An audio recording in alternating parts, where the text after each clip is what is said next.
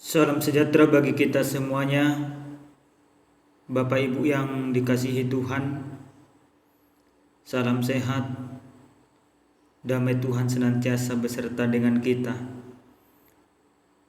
Saat ini kita akan mendengarkan kebenaran firman Tuhan untuk menguatkan iman percaya kita, tapi kita berdoa.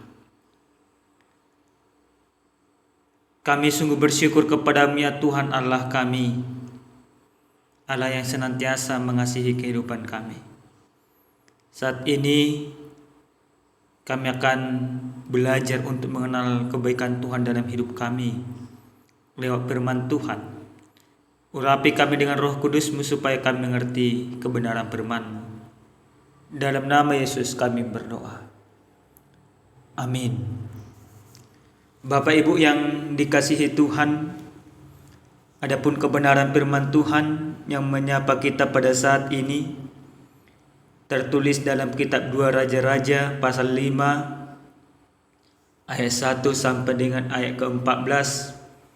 Mari kita baca secara bersama-sama demikian firman Tuhan.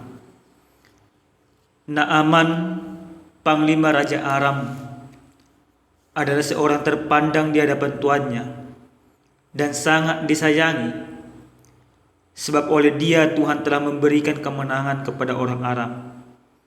Tetapi orang itu seorang pahlawan tentara sakit kusta. Orang Aram pernah keluar bergerombol dan membawa tertawan seorang anak perempuan dari negeri Israel. Ia menjadi pelayan pada istri Naaman. Berkatalah gadis itu kepada nyonyanya, "Sekiranya tuanku menghadap nabi yang di Samaria itu, maka tentulah nabi itu akan menyembuhkan dia dari penyakitnya." Lalu pergilah Naaman memberitahukan kepada tuannya, katanya, Beginilah dikatakan oleh gadis yang dari negeri Israel itu." Maka jawab Raja Aram, "Baik, pergilah, dan aku akan mengirim surat kepada Raja Israel."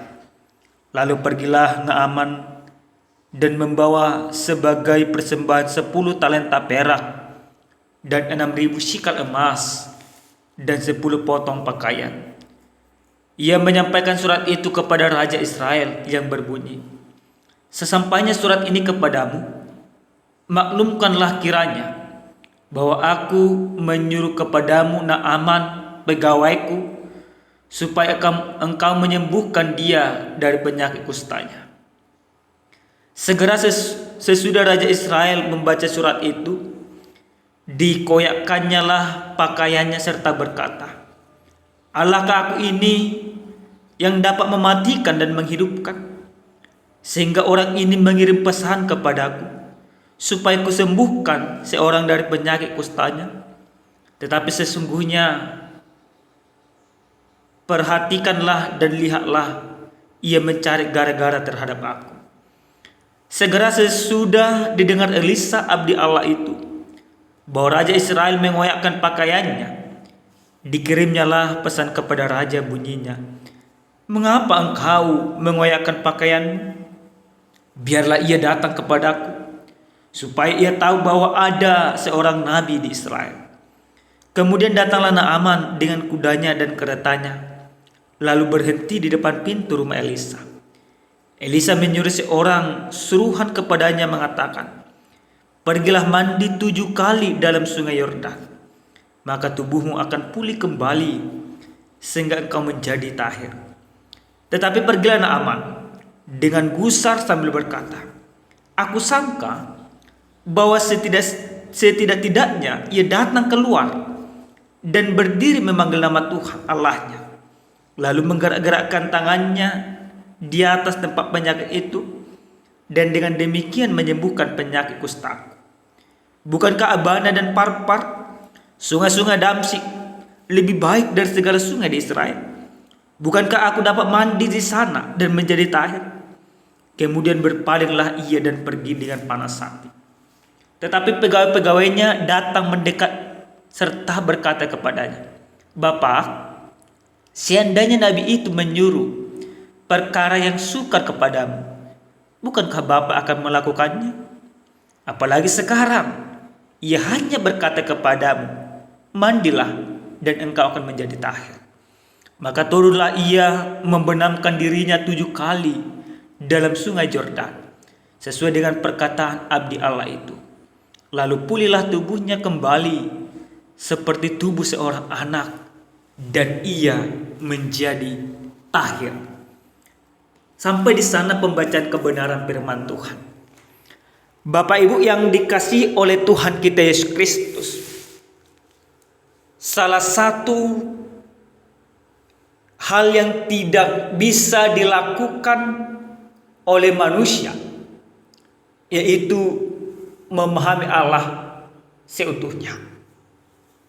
Hal itu boleh kita lihat dalam kebenaran firman Tuhan ini, di mana proses pemahaman Allah dengan seutuhnya tidak bisa dipahami. Dalam perikop kita, Naaman yang notabene-nya orang yang sangat terpandang pada saat itu di daerah kerajaan Aram, dia dalam keadaan sakit. Sakitnya tentu dikatakan sakit kusta, sebuah penyakit yang pada saat itu penyakit yang tidak ada obatnya, penyakit yang sering sekali membuat orang sampai meninggal, bahkan penyakit yang dihindari oleh banyak orang. Oleh karena Naaman sakit, tentu Raja Aram masih berkeinginan Naaman untuk sembuh, karena dia seorang panglima yang banyak memberikan keuntungan finansial, yang banyak memberikan keuntungan di dalam pemerintahan Raja Aram. Maka Raja Aram tidak menginginkan Naaman mati naas oleh karena penyakitnya. Naaman juga demikian, dia ingin sembuh. Tentu Naaman sama seperti kita. Kalau kita juga dalam keadaan sakit, maka tentu kita yang kita harapkan bagaimana penyakit yang ada dalam tubuh kita secepat mungkin pulih. Nah, Bapak Ibu yang dikasihi oleh Tuhan kita Yesus Kristus, sebenarnya ada banyak hal yang sangat menarik yang boleh kita lihat dalam perikop kebenaran firman Tuhan ini. Ada banyak karakter yang dimainkan di sana. Ada karakter Raja Aram yang menyayangi Naaman. Ada Naaman yang menginginkan kesembuhan. Ada gadis yang notabene-nya tahanan, tetapi yang tetap memikirkan kesembuhan daripada tuannya. Ada Raja Israel yang mempunyai rasa pesimis, bahkan berpikiran negatif. Tapi di satu sisi dia juga percaya hanya Tuhan yang bisa menyembuhkan penyakit Naaman. Ada juga Elisa, abdi Allah yang percaya dengan kuasa Allah, pertolongan Allah, dia mampu menyembuhkan penyakit Naaman. Dan ada juga para prajurit Naaman. Nah, Bapak Ibu yang dikasihi oleh Tuhan kita Yesus Kristus, yang harus kita lihat di dalam kebenaran firman Tuhan ini, iman daripada Naaman, seorang pemimpin yang ditakuti, seorang pemimpin yang memimpin ribuan prajurit, seorang pemimpin panglima perang. Dia ditakuti, tetapi dia mempunyai hati yang benar, dia mempunyai hati yang baik, bahkan dia mempunyai iman yang benar. Ini yang paling utama. Dia mempunyai iman yang benar. Bapak Ibu yang dikasihi Tuhan, ketika orang banyak mempersaksikan bagaimana penyakit Naaman, tentu segala usaha sudah dilakukan untuk menyembuhkannya. Segala pengobatan di negeri Aram sudah berusaha karena dia orang terpandang, tapi semuanya gagal. Perhatian yang diberikan seorang budak perempuan begitu luar biasa, dan Naaman menerima usul itu. Ketika perempuan itu katakan ada orang Israel, nabi di Samaria yang mampu menyembuhkannya, maka Karena Naaman seorang pemimpin panglima yang mempunyai iman. Dia percaya kepada apa yang dikatakan perempuan tersebut. Sekalipun perempuannya memberikan usul kepadanya seorang budak, tapi dia percaya perkataan itu. Kepercayaan yang dilakukan oleh Naaman tidak hanya sebatas kepercayaan semata, tapi kepercayaan itu dia lakukan dengan berbuat. Dia meminta kepada Raja Aram supaya mengizinkannya untuk pergi menjumpai abdi Allah. Ini sebuah iman yang benar. Ini sebuah iman yang terbukti nyata. Ini sebuah iman yang realistis, yang tidak hanya dipikirkan, tetapi iman itu harus dibuktikan, harus dilakukan, harus dikerjakan. Dan itu yang dilakukan oleh Naaman. Naaman akhirnya pergi menjumpai abdi Allah, pergi ke Israel. Dan setelah dia pergi ke Israel, yang boleh kita lihat dari kebenaran firman Tuhan ini, dia menjumpai Elisa. Setelah dia menjumpai raja, dia kembali menjumpai Elisa yang notabene-nya abdi Allah. Bapak Ibu yang dikasihi Tuhan, seperti yang kami katakan pertama di dalam kebenaran firman Tuhan ini, yang pertama sekali bahwa memahami Allah itu tidak seperti yang kita pikirkan. Dalam pemahaman yang diberikan oleh Naaman dalam perikop ini, Naaman berpikir bahwa abdi Allah itu atau kepercayaan Allah itu akan datang menjumpainya, akan datang mengatakan seperti inilah, memegang penyakitnya dan berdoa dan katakan, Tuhan sembuhkan dia. Konsep pemikiran Naaman selaku orang Aram masih mempunyai konsep demikian. Tapi apa yang dilakukan oleh Allah lewat Elisa bertolak belakang seperti yang dipikirkan oleh Naaman.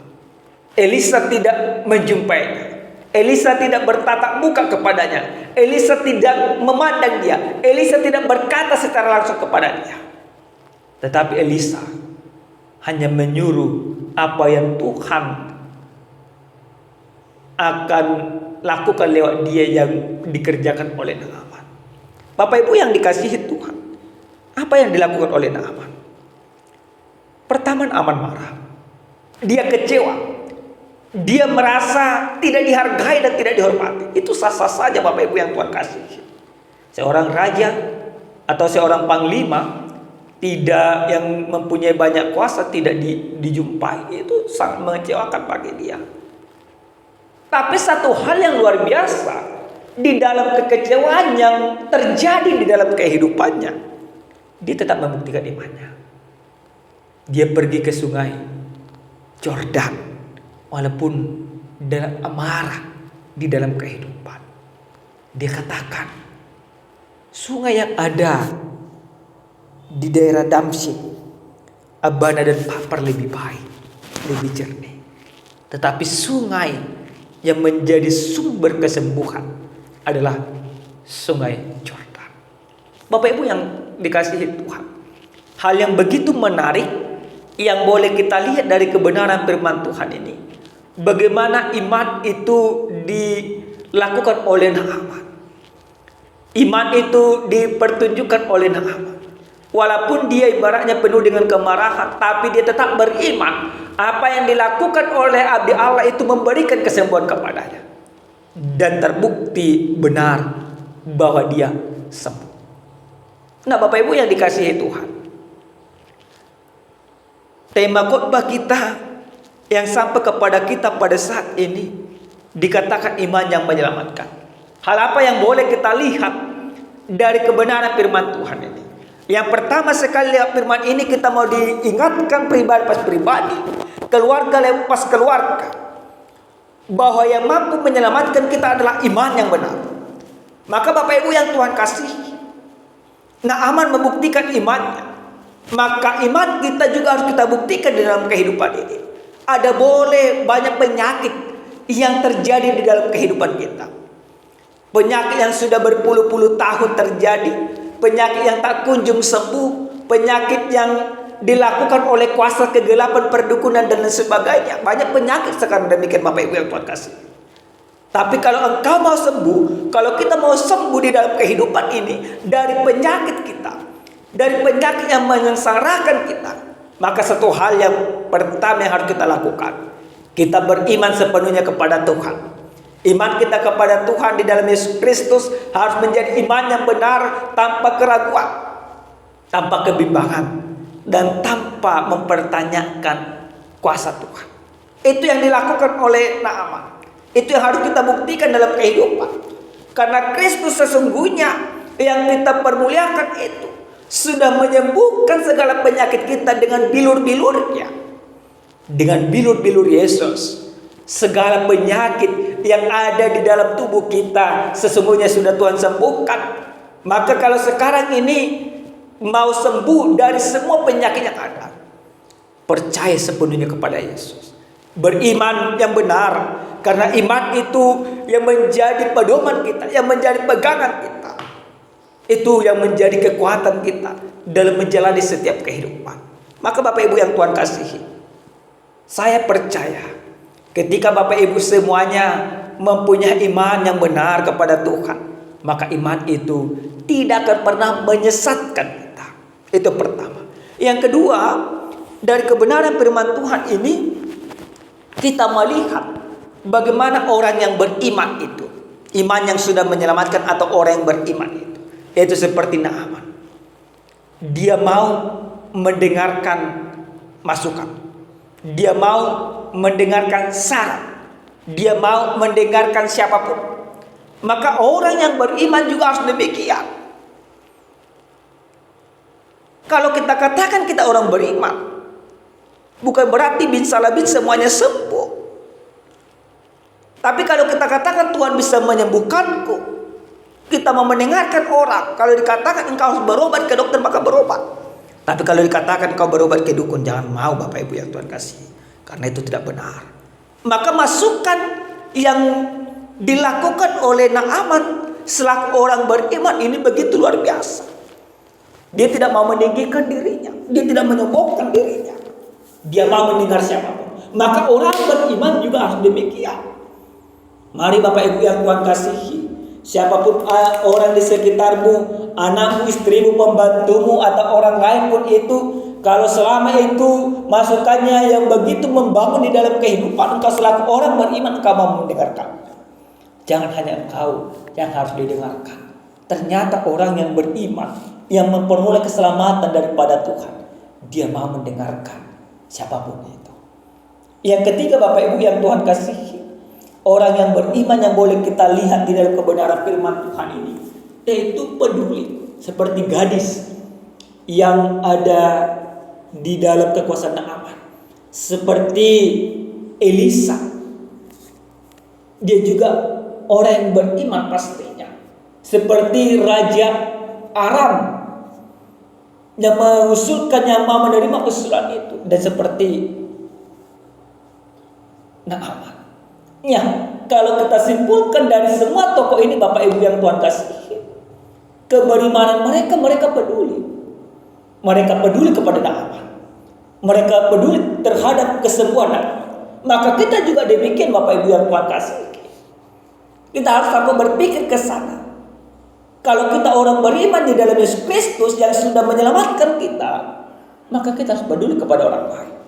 Saat ini Bapak Ibu yang Tuhan kasihi, ketika kami membuat khotbah ini, kami mendengar ada sebuah bencana melanda Indonesia, khususnya Tapanuli Utara, di mana ada gempa bumi.